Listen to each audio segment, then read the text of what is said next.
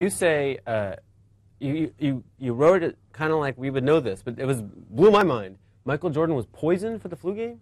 Yes, 100% poisoned for the flu. Everyone called it a flu game, but we sat there and we were in the room. We were in Park City, Utah, up in a hotel.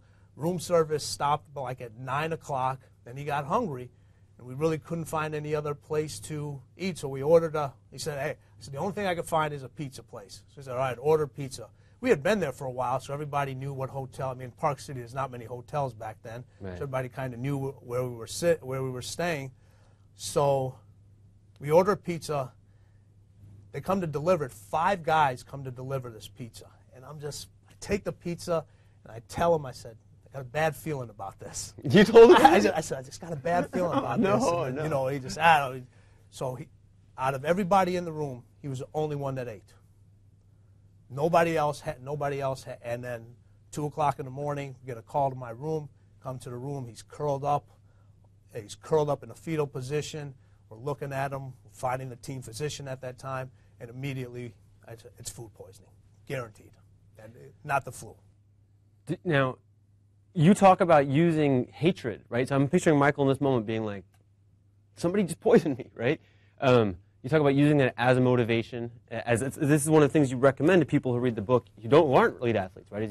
Someone pisses you off like this, you can get that slow fire burning, and you can use that to be great. Yes, it's the same thing. It's about controlling what just happened and turning it into your fuel. Now, you can take it and become emotional about it, and that will make you weaker, and you'll end up not getting the result that you're seeking.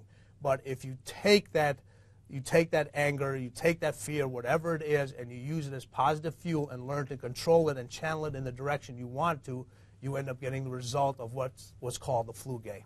And that's how you end up with Michael Jordan making a Hall of Fame acceptance speech, where he came off to most people as very negative, but to you, you're saying these are the things he used as his fire all along. That's Michael. Those were the points, and those were the individuals. We were working out together when the Byron Russell thing happened in the health club. I was there when that happened, and Byron coming up to him, and Michael never forgot those things. He never forgot those. And then when he saw him, he said, hey, you remember what you told me way back when? Now's your chance. And that's what I mean about taking somebody's negative energy and using it as your positive fuel. And never getting over that stuff.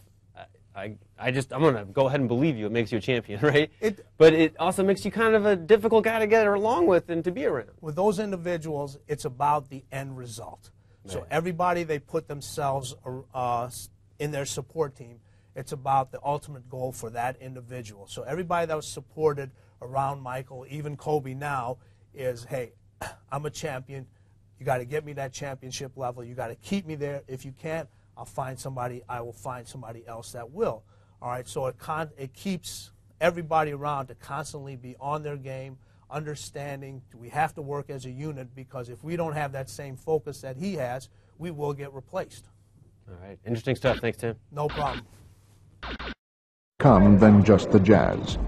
Now, the big story here tonight concerning Michael Jordan's physical conditions. He is suffering from flu-like symptoms.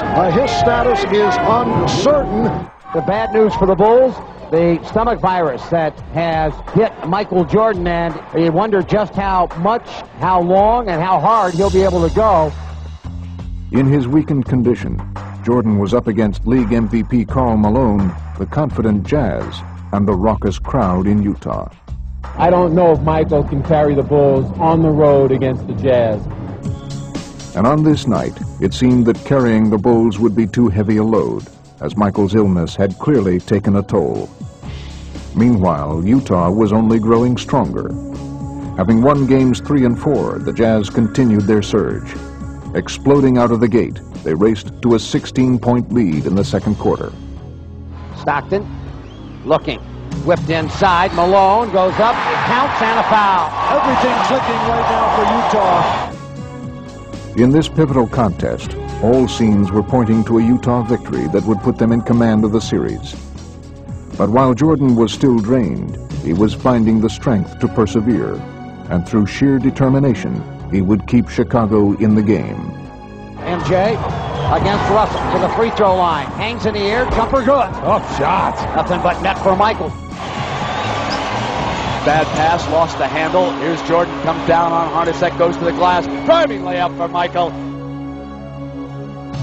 Throughout his career, Michael Jordan had delivered many brilliant performances, but he had never been more courageous than in this crucial game. Though his stomach was ravaged by flu, he was displaying enormous heart as he continued to lead the Bulls' comeback. A heroic performance by Michael Jordan. But battling his illness and the Jazz proved to be an exhausting task for Jordan. And each time he faltered, Utah was ready to take full advantage. Russell's open on Bushler. Slam! Oh! A big-time slam. Utah will take a lead in intermission. But while the Bulls still trailed, Jordan would grow even more determined in the second half. Really, in between every possession, when there was a dead ball, you could just see it on his face how drained he was. But then when the play would start, he'd summon something from within. Here's Jordan. Jordan looks in over Russell, faces the basket, keeps it. 7 on the shot, over the top of him, yes! Michael Jordan continues to blaze away, illness or not. What a play by Michael Jordan. For all of Michael's heroics, Chicago was still facing an uphill battle as the Jazz seemed to have an answer for every Bull run. Bad pass, knocked away, but Malone runs it down with a good hustle. Anderson, baseline, a slam. But each time Utah threatened to pull away, the ailing Jordan would rise to the challenge, and throughout the second half, he kept the Bulls within striking distance. Shot clock at 7.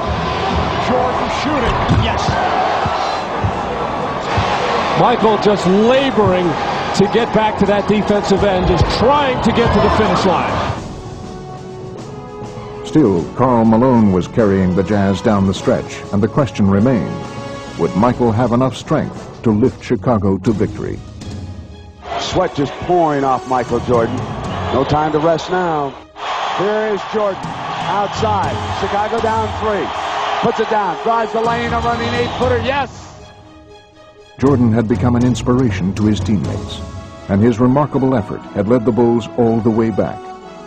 They had finally pulled even with the Jazz as Game 5 entered its waning minutes.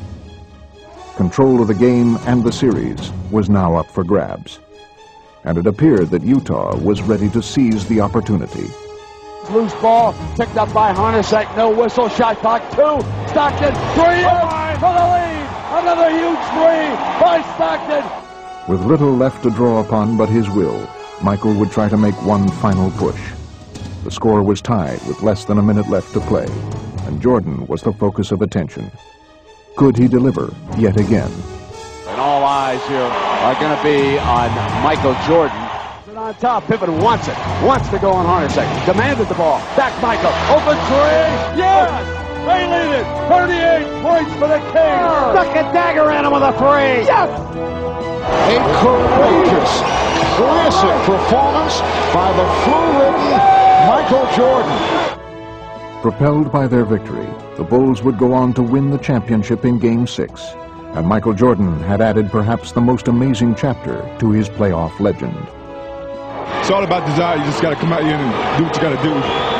We wanted it real bad, you know, and me as a leader, I had to come out and do my best. Somehow I found the energy. Just stay strong. I wanted it really bad.